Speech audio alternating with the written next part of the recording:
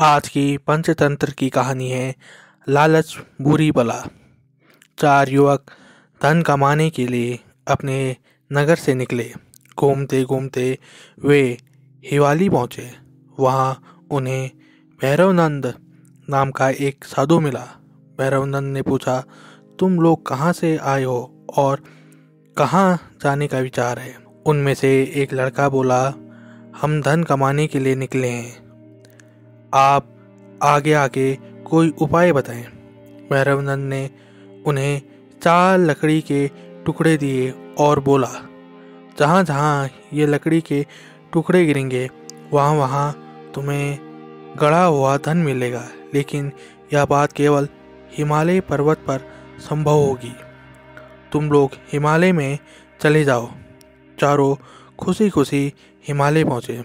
कुछ दूर जाकर एक के हाथ से लकड़ी का टुकड़ा गिरा। वह वहाँ रुक गया और बोला, आओ देखें क्या निकलता है यहाँ से। खोदने पर तांबा तांबा ही नजर आया। एक मित्र ने कहा, यहाँ इतना तांबा है कि हम चारों मित्र जीवन भर इसे बेचकर लाभ कमा सकते हैं। अब आगे जाने की जरूरत नहीं है। शेष तीनों यह बात सुनकर हंस पड़े। भला तांबा भी कोई धन है? और वे तीनों आगे चल पड़े और उधर पहला युवक सारा तांबा लेकर वापस घर चला गया। कुछ दूरी पर एक और युवक के हाथ से लकड़ी का टुकड़ा गिरा। वहाँ खोदने पर उसे चांदी ही चांदी मिला। तब इस दूसरे युवक ने कहा, यहाँ ढेरों चांदी है, आगे जाकर हम लोग क्या करेंगे? हम सबको धनी बनाने के लिए यही काफ़ी है। लेकिन उसके दोनों साथी यह कहते हुए आगे बढ़ गए, भाई चांदी तुम्हें ही मुबारक हो, पहले तांबा मिला अब चांदी मिली है, आगे ज़रूर सोना मिलेगा, हम तो सोना लेकर ही वापस कर जाएंगे। थोड़ा और जाने पर लकड़ी का एक और टुकड़ा गिरा तो युवक ने खोदना शुरू किया और वहाँ सचमुच सोना निकला। लेकिन चौथा युवक जिसके हाथ में लकड़ी का अंतिम टुकड़ा बचा था, वह वहाँ नहीं रुका।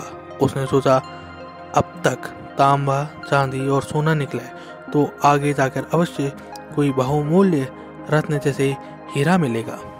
यह सोचकर जब वह आगे जाने लगा तो उसके साथी ने कहा, जब तक तुम रत्न और हीरे लेकर वापस आओ, मैं यहीं तुम्हारी राह देखूंगा। चौथा युवक आगे चल दिया।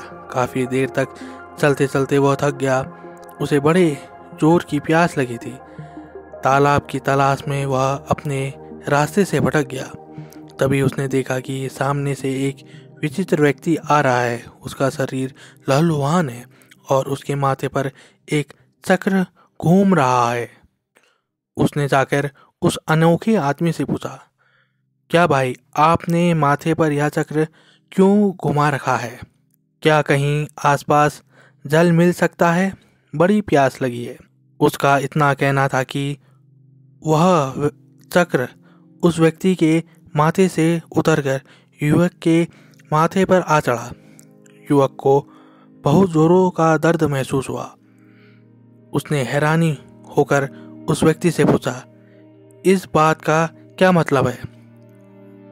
मैं भी कभी तुम्हारी तरह तांबे चांदी और सोने से सब ना करके अधिक के लालच में यहाँ आया था और यह चक्र बिल्कुल इसी तरह मेरे माथे पर आ गया था जैसे तुम्हारे माथे पर आया है। चौथे ने कहा, मगर अब क्या होगा? दूसरे ने कहा, अब तुम्हारी जान इससे तभी छूटेगी जब तुम्हारी ही तरह कोई लालची व्यक्ति धन की खोज में इधर आएगा और वैसा ही प्रश्न पूछेगा जैसा कि तुमने मुझसे पूछा था। चौथे व्यक्ति ने कहा, लेकिन यह अभिशाप मुझे कब तक सहना पड़ेगा? युवक ने दर्द से कहराते हुए ये बात पूछी थी, यानी कि चौथे युवक ने पूछी थी। व्यक्ति ने कहा, कौन जाने। यह कह के वह चैन की सांस लेता हुआ वहाँ से चला गया। इधर तीसरे व्यक्ति ने जब देखा कि बहुत देर हो गई है और उसका चौथा साथी वापस नहीं आया तो वह उसकी खोज में चल पड़ा। काफ़ी दूर जाने के बाद उसे मित्र दिखाई दिया। उसकी दशा देखकर वो बहुत दुखी हुआ।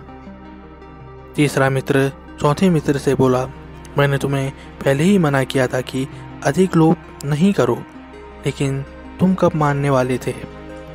और फिर विवश होकर वह चक्र को वहीं छोड़कर वापस चला आ गया।